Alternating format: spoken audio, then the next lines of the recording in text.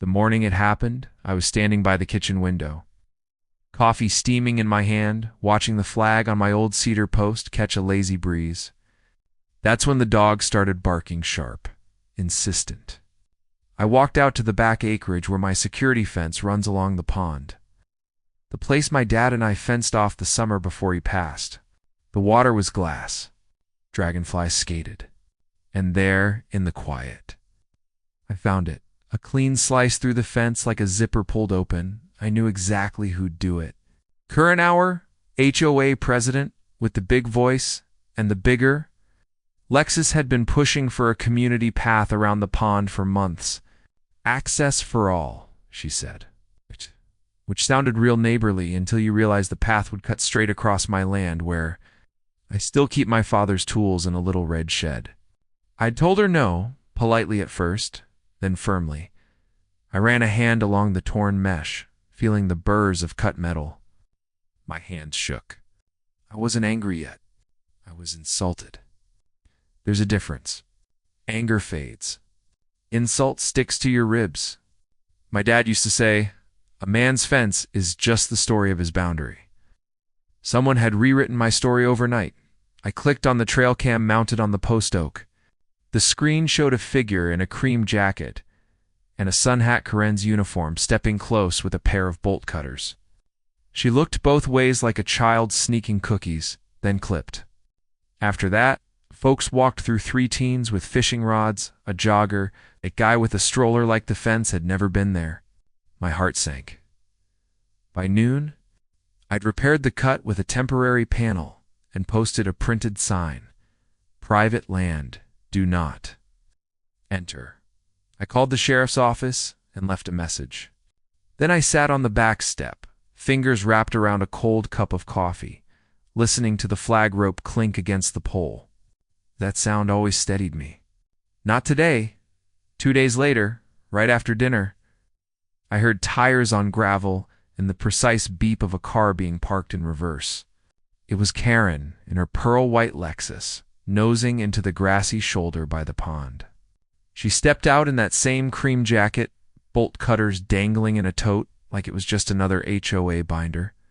She glanced at my house like she was checking a window for movement.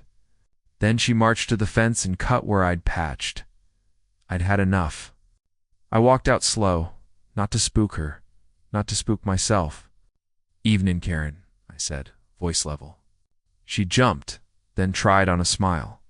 We're putting in the path, she chirped. I sent notices. Notices aren't permission, I said. And that's my property. What's good for the community is good for everyone, she replied like she was reading from a brochure. Then she waved at the pond. It's a public feature. My dad stocked that water with his own hands, I said. He and I strung this fence together. It's not a public anything. She huffed, set the bolt cutters down, and pointed toward the clubhouse across the water. Do you want to be the man who said no to progress? I was about to answer when the Lexus chirped. It was faint, a little electronic cough. We both turned. The car had been left in neutral, or the parking brake wasn't set.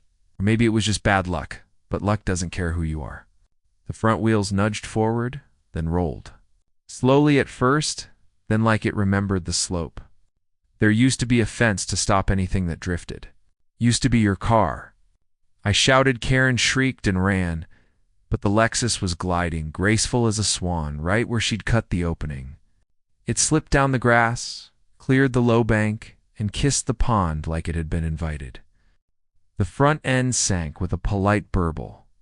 Headlights bloomed underwater, hazy and yellow. And the alarm let out one long, ridiculous wail that sounded like pride dying. I grabbed the throw rope from the oak and sprinted. Karen waded in like a storm, up to her knees, then her waist, flapping, sobbing, do something. I tossed her the rope for balance and dialed 911 with wet hands. Water lapped at the hood. The car gave a deep, expensive sigh and settled. When the sirens came through the trees, I stood there shivering, pond water darkening my jeans. Watching the headlights glow from below like fallen moons, the deputies arrived, good men I've known for years. One of them, Ramirez, looked at the gap in the fence, then at me. "Wasn't there a fence here last time I came by?" he asked. "There was," I said, and handed him my phone with the trail cam footage queued up. He watched silently, Karen cutting, neighbors strolling, Karen cutting again. He didn't say a word until the end. "That's pretty clear," he finally muttered. Karen tried a different tone with the deputy's soft helplessness. "He blocked community access," she said, voice quivering. "People walk here." I had to open it. He knew this was coming. He put his fence in the way. Ramirez raised an eyebrow. "Ma'am, a fence on private property is not in the way. Tampering with a security fence is a problem." "And now your vehicle's in the pond?" The tow truck crew shook their heads when they saw the angle. "We'll pull it, but it's going to be ugly," one said, spooling the winch. The Lexus came out coughing green water, pondweed clinging to the grill like seaweed on a shipwreck. Folks from the neighborhood gathered. No one laughed. They didn't have to. The pond did the talking. The HOA board trickled in clipboards. Khaki's polite face Ann stood behind Karen like a choir waiting for a song leader. "We'll take this up formally," the vice president said to me like he was blessing a casserole. "But as far as we're concerned, the path is essential." I nodded once. "And as far as I'm concerned, my dad's fence stays." My voice shook on Dad. Ramirez heard it. "Let's keep this civil," he said. Then he handed me a case number and a copy of the incident report. "We'll file the property damage. You may want to talk to your attorney." That night, I sat on the porch, wrapped in a blanket I hadn't used since winter, and watched the moon lay a silver stripe across the pond. The flag rope clinked like a heartbeat. I thought about how quiet it used to be, how neighbors used to ask before taking. My phone buzzed. Text from Old Man Foster down the lane. Saw the lights. "Need hands tomorrow?" I typed back, "Yes." My hands finally unclenched. By noon the next day, half a dozen neighbors were here. Foster brought a post driver. The Grangers brought lemonade. My buddy Tim, from the firehouse, brought his level and a mean sense of humor. We didn't talk much. We worked. We set heavier posts, ran new mesh, and anchored a proper gate with a curved top like Dad liked. We added 2 more cameras, one facing the slope. The fence hummed tight, a guitar string on a favorite song. Mid-afternoon. I got a letter from the HOA certified official, full of herebys and therefores ordering me to remove the unlawful barrier and pay for community inconveniences. I scanned it, took a breath, and emailed my attorney with the trail cam photos, survey map, and the incident report number. He called within the hour. "You're solid," he said. "And by the way, your community has 0 easement across that pond. They've been bluffing."